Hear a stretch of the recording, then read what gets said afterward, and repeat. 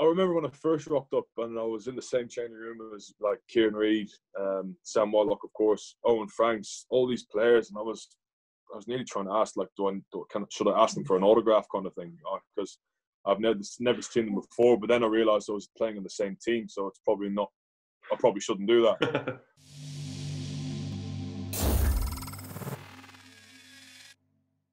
Well, mate, it's great to chat to you. I didn't know what to expect in terms of accent. You've got quite an interesting story, like myself, slightly better than mine. But you've got a bit of a Kiwi twang. Yeah, well, I've been here for 7 years now, so you kind of think you kind of grow on you a little bit then. But yeah, well, as I said, 7 years kind of do that to you, and I came over quite young too, so probably that didn't help. Didn't really kind of establish an accent back at home. So yeah, there's got a bit of it kind of fluctuates. If I go home to Ireland, it will turn back to an Irish one. After I've been here, I go back home, everyone thinks I sound Kiwi. So there's nowhere I can be where it's, just one thing. Well, mate, there's two cool accents. You've got Irish and you've got the New Zealand one. Imagine having a shit English accent like me and playing for Scotland, mate. It's Oh, there's worse. There's worse. There are Welsh. The big question that I want to ask is, your dad's 6'10", right? Yeah, in around yeah. Played water polo for Holland, so a bit of an athlete. Yep, that's the one. He was goalkeeper, so he wasn't as fast as the other ones, but he was still in the pool. The big question is for me is, I'm 6'8" or 9" with heels, and obviously as you get older you shrink. What kind of nick is he in now? How does he look at that big as an elderly, established gentleman? He's got what they probably call a dad bod. He's been a father for about 25 years now, so he's kind of naturally growing into that. But no, he's still in pretty good shape. Like, he's a big man. You'll always carry a frame with you, kind of thing, when you're 6'10". But yeah, he hasn't played any sport or anything for a couple of years, so he's not fit, I'd say. But he's not looking too bad. Mate, that's right. Well, that gives me hope, mate, because I've not seen many people that are 6'8", 6'9" plus that look decent. Mate, just talk to us about your journey. It's come out more in the open, but maybe just take us back a little bit to your time in Ireland playing for Newbridge College and Blackrock, because the perception is in England and probably globally now, as Irish rugby's become more high profile and become such a good team, that seems to be like the heartbeat, the kind of pathway for international rugby players. Just give us a little kind of talk on your journey. Yeah, so obviously Newbridge and Blackrock are the high schools in Ireland. So I had my first year in Newbridge. I was only there for a year, and then certain things happened with my mum's work, and I needed to change schools. And we were kind of looking for a boarding school, so we applied for a couple of them, and Blackrock was really the only one that came to us. So I ended up going for a look around the school and we see around what things were looking like. And of course, you had the reputation of they had the reputation of being the best at rugby in the country. Of course, everyone knew Blackrock was, if you go to Blackrock, you're going to play rugby. There was no other question about it, really. So I went there and I immediately fell in love with the school. I loved it from the day I first went there. So we got in. Well, I got into the boarding school and started there when I was 13, and pretty much just went through the grades, really. I played junior cup footy, and then I played 2 years at first 15 level with Blackrock. We have a competition of obviously the senior cup, and that's 4 games. If you win all 4, if you lose 1, you're out. So it's 1 game and done, or it's 2 games done, so on and so forth. So I think it's a pretty good standard competition. It's definitely has its history in the country, and there's been a shitload of good players to come out of it. So it's a pretty honourable thing to come through the Blackrock and winning it as well, which is a really tough thing to do. So that's kind of the story from school. And then when I finished school, I was 17, and I never really had a plan. I kind of was thinking, like, do I want to go to college? Do I want to get a trade? I really just didn't really know what I wanted to do. And my dad kind of came up with the idea of getting a farmhand job over in New Zealand. And originally I was going to go up to Auckland and work at the farm there and play some country footy. So just play with some team around there. Can't really remember who it was. But and then we started talking to one of the coaches who actually sent his players from Trinity over to Christchurch to an international high performance program where you train with the Canterbury Academy. And I thought, well, we both thought like, oh, geez, that sounds way better than working on a farm all day and then going to go play rugby twice a week. So we decided to pack my bag and go to Christchurch instead. And yeah, so I arrived here pretty much the day after, 2 days after I finished my last exam at school. And yeah, pretty much never left. I planned to stay here for a month. And of course I came home because of visas and stuff like that. But for like the overall sea things, I never left. I always wanted to come back, and I did. And now I'm pretty much living here permanently. Yeah, it's amazing how it works out, isn't it? Mate, it's a great story as well. And one thing I always wonder, because Cutthroat, you said that about Irish rugby, that's how it seems. Obviously, their programme works. They've got some quality players. For you personally, was it about trying to become an Ireland international? Was it trying to pick up a Leinster contract, a Munster contract, potentially Ulster, which is clearly the pathway that the players want in Ireland, and they do a good job in that? Was the appetite there, or was it a point where were you playing in the back row back then and then you transitioned to props? So, I mean, that's a competitive position as well in itself. I was playing prop in my first 15 team, so I was originally a back rower, but the first game I ever played in Tidehead was the first 15 trial game, and the only reason why I went up there because I played half a season at Loosehead, probably about 3 years before that, and I was the only one who knew how to play prop because one of the other props had gotten injured. So I was chucked up into the front row, and yeah, I never left. I kind of played well in the trial game and ended up staying up in the front row. So that's pretty much the main story, how I got into it in the first place. So it wasn't the planned thing. It just ended up happening, and I ended up being all right at it. So yeah, stuck at it. And then, yeah, it was, as I go back to the question, yeah, I always thought about wanting to go play for Leinster. And when I got to my last year after first 15, I didn't get an academy contract. I remember, I can't really remember the say now, but from what I remember, they wanted me to do another year because I was young and I was eligible to play one more year school football. But I didn't really want to do that. I had won the competition. I won it with my year. My friends were all leaving. I still got on well with the guys in the year below and had a couple of friends, but my friends were gone. Everyone who I went through school with were leaving, and they were all going to college, and I just didn't really want to do another year of rugby. So I just decided to go to New Zealand for a wee bit and see what life was like. And I had planned on coming back, and I had planned on playing Leinster under 20s and hopefully making the Ireland 20s team. But after I came back for my second season here, I got offered academy place for the Canterbury Academy, and I decided to stay. I pretty much left my Ireland dream at home and started a new one up here. When I was there playing for Marist Albion, I just couldn't believe the standard of rugby. Now, you've played a good standard of rugby in Ireland, but you get there on the ground. I know your career started off more difficultly with injuries and stuff like that, but what did you make of the standard? Am I right in saying, with my experience, that the standard was just through the roof, even as amateurs? I was pretty much shocked, but number one, the size of the players, and two, the skill level of all of them. They had props, kicking goals, throwing offloads, and it was encouraged. And that was one thing I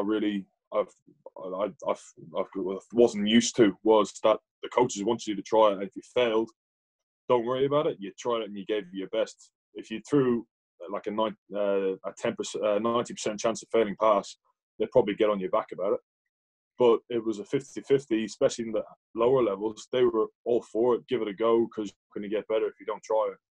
I was at Saracens the back end of my career, some quality players there, the backbone of that England team. But what's it like rocking into training, right, with the best players in the world? So Crusaders, arguably one of the best teams in the world, but like that calibre of player, what's training like? I mean, I went to watch an All Black session ahead of them playing the Lions tour, and obviously they were ahead of the game at that point. Obviously the gap's been bridged internationally. We saw that at the World Cup. But yeah, what's it like rocking up like that standard of player? It's I remember when I first rocked up, and I was in the same changing room as like Kieran Reid, Sam Whitelock, of course, Owen Franks, all these players, and I was nearly trying to ask, like, should I ask them for an autograph kind of thing, because I've never seen them before. But then I realised I was playing in the same team, so it's probably not. I probably shouldn't do that.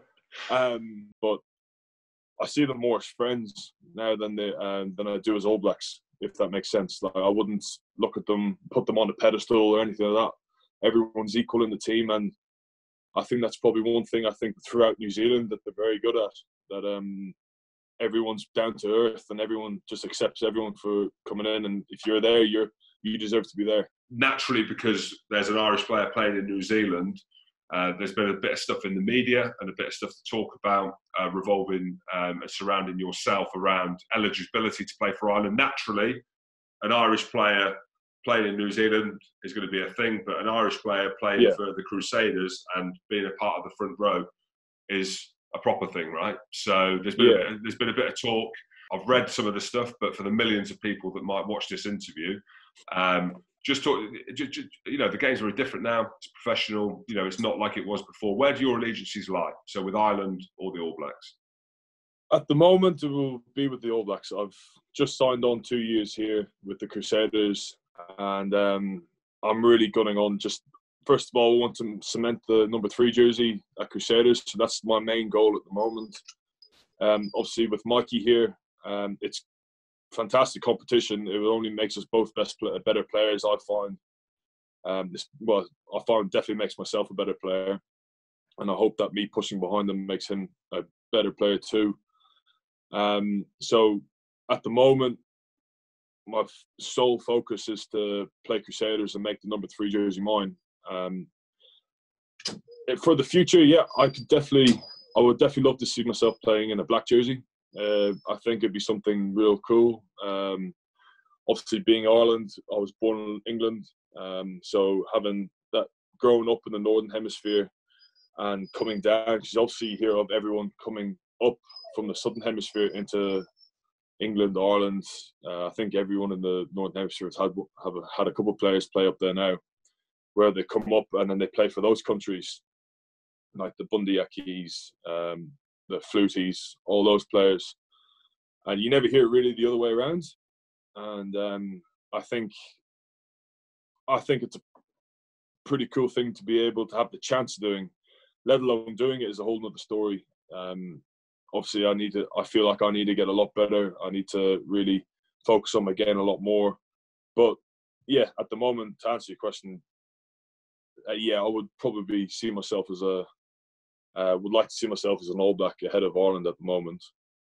Could you imagine how cool doing the haka? Could you imagine how sick that would be? It would be pretty bloody cool. But even just now,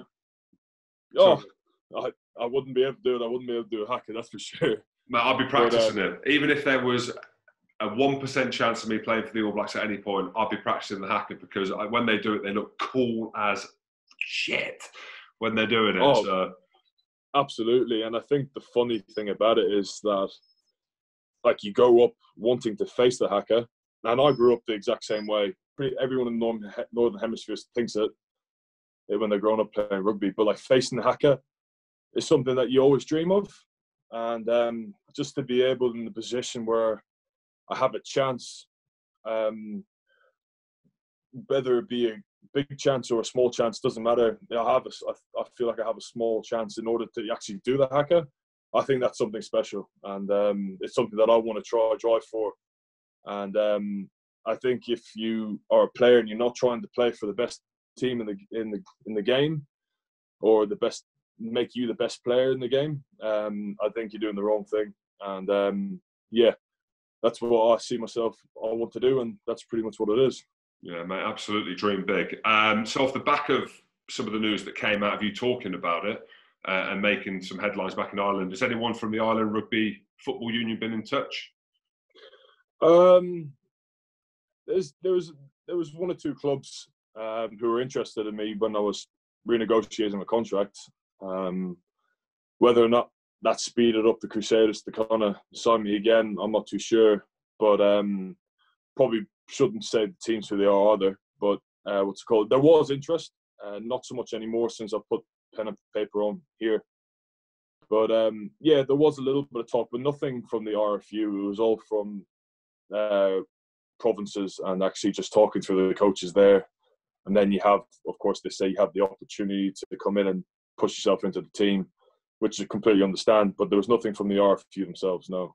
Scott Robertson now I'm a massive fan of Scott Robertson. I met him. He came over from New Zealand to come and watch the Saracens training session. Just get a bit of energy from someone. He was that guy. And then he coached the Barbarians, and we went down there with RugbyPass and did a feature, did a documentary on them, and ended up having this unbelievable dance-off that went viral. And I hit the floor and showed him a bit of breakdancing. He didn't hit the floor, but he threw a beat at me, and that was about it. But for me, it was one of the best interactions I've ever had. So I don't want to pigeonhole coaches, but you've got Joe Smith on kind of one side of the spectrum, quite serious in terms of the way that he does it, and that works. And you've got Scotty Robertson, wears his heart on his sleeve, is a bit of a character. What's he like to play for?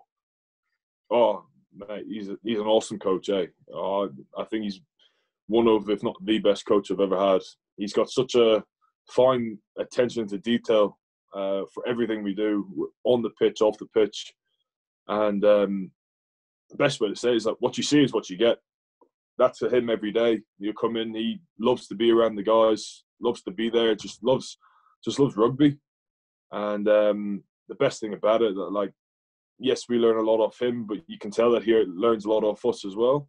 And I think that's a credit to him as a coach. And it's the same with all of our coaches, with Jager Ryan, Scotty Hansen, and all the previous coaches we've had before, even Ronan Agar. They're all open to learning from us, as well as just being closed off. And as you said, this works, and this is how we're going to do it.